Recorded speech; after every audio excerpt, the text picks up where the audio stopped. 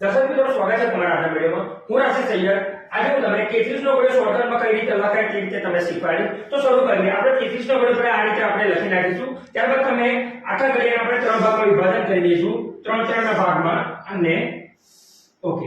ત્રણના ભાગમાં વિભાજન કર્યા બાદ તમારે શું કરવાનું છે કે ત્રણનો ઘોડો તમારે સાઈડ પર લખવાનો છે. 3 એકા 3, 3 દુ 6, 3 તારી 9, 3 ચોક 12, 3 પંજા 15, 3 સોમ 18, 3 સત્તા 21, 3 અઠા 24, 3 નવા કેટલા તો 27 ને 3 દાન 30. ઓકે, આ લખાઈ ગયા પછી જે રીતે આપણે 3 ના ઘડિયામાં કર્યું હતું 13 ના ઘડિયામાં કર્યું હતું એ રીતે આપણે આ બાજુની બધી સંખ્યાઓને આપણે સાફ કરી દઈશું.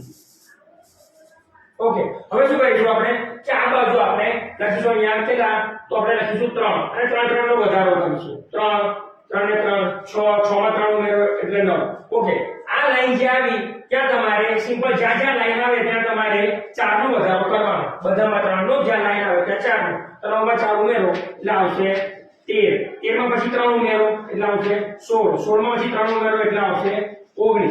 હવે 19 પછી આવી ગયા લાઈન આવે એટલે કેટલાનો ઉમેરો કરવાનો 4. 19 માં 4 ઉમેરો એટલે આવશે 23. 23 માં 3 ઉમેરો એટલે આવશે 26. 26 માં પાછા 3 ઉમેરો એટલે આવશે 29. અને 29 પછી આવ્યા લાઈન તો લાઈન નો ઉમેરો 4 એટલે 39 ને 4 થશે 33.